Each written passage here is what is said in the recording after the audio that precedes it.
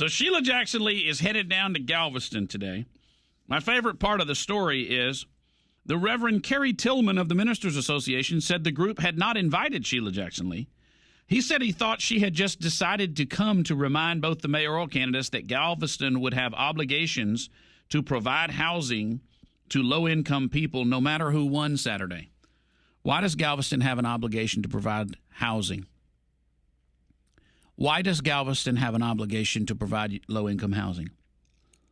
Why do you have an obligation to provide a place for other people to sleep? Why do you have an obligation to feed other people? You don't. If Sheila Jackson Lee feels that somebody has an obligation, she should put her fat butt down there and pay their bills. She thinks we have an obligation to pay for her voters and her to live high on the hog, and I'm done with it. I'm sick of it. You can call me anything in the book, but I call it reasonable. I call it common sense. I am sick and tired of the idea that you need to pay other people's bills when I've watched the lazy, despicable, disgusting behavior. Bun B is inviting all his friends to come out and support some rap movie with Ice-T or Ice somebody today at 2 o'clock. To which I say, does nobody have a job anymore? 3 days ago, there's a shooting at a gentleman's club. I'm going to guess this isn't very gentlemanly, where folks are shot at 3 o'clock in the morning. A guy walks in and 2,000 people are out at this rapper's concert at 3 o'clock in the morning. Now, I don't know who these people are, but what you want to bet, some of them go home to a house you pay for. I can't be up at 3 o'clock in the morning. Can you? I can't be out all hours of the night. Can you? I can't sit around and eat food without working. Can you? We can't all do this, so how'd we decide who it would get to be? And how does Sheila Jackson Lee show that helmet out in public, telling the rest of us that we have some sort of a duty to take care of these people, and then to try to guilt us into it on the basis of, well, you know they makes a lot of babies. You got to pay their babies. Stop making babies if you can't afford them. Stop making babies if you can't afford to pay their bills. Bam, next question. Because truth is, most people that are making babies in these situations have no intention of staying around to raise them anyway. What? Is that a bad thing to say? I mean, have I said anything that your grandparents wouldn't have said? Were your grandparents such bad people? Honestly, how did we get so far off track that Sheila Jackson Lee is telling the candidates in a city she doesn't represent that they're going to be required to build public housing? They want to build 569 units of public housing that was destroyed by Hurricane Ike in 2008 with mixed-income affordable housing developments. In other words, ghettos, where crime will run rampant. Who thinks that's a good idea? Go ask the Galveston Police Department.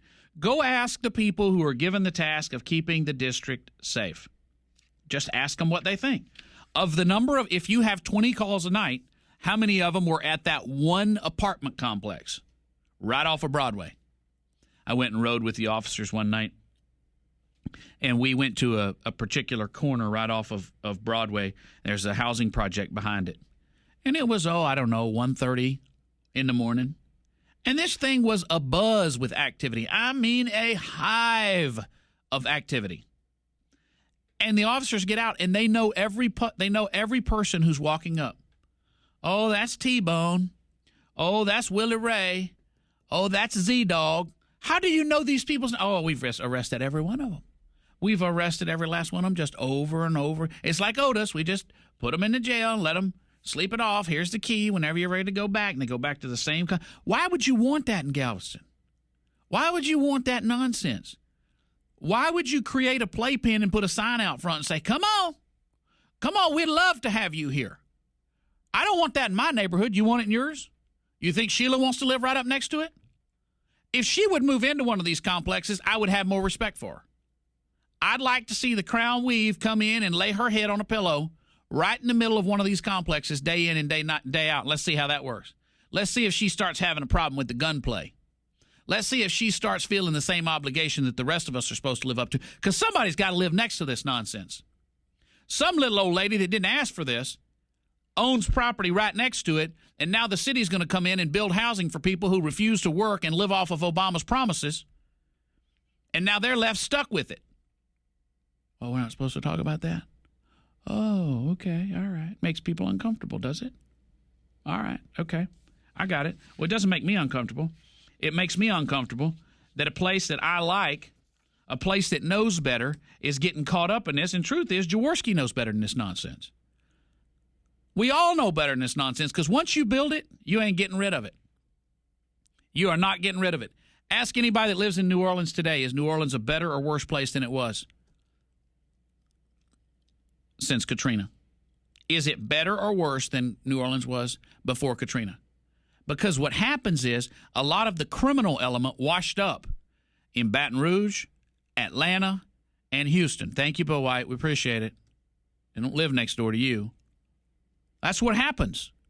Is the same group of vulnerables, the same culture, the worst of the worst that the media wants to define as this is blacks. No, this isn't blacks. These are criminal layabouts, many of whom happen to be black. But these aren't blacks. This isn't how you should define blacks. Unless you're going to say that Barack Obama lives in one of these places too, or Eric Holder or Michelle Obama. This isn't black people. This is people, some of whom happen to be black. But when we decide that, oh, well, if you love black people, you have to love the layabouts and criminal element and want to build a public housing project next to you. No, I won't allow that. If I have to be the only one in public who will say it, I will. That's nonsense, and we don't need it. And if that upsets Sheila Jackson Lee, it should, because that's the kind of vulnerable crackhead welfare queens that elect her every time. And look what a job she does. All right, Open Line Friday. Your call's coming up. Sometimes harsh, always honest. Michael Berry.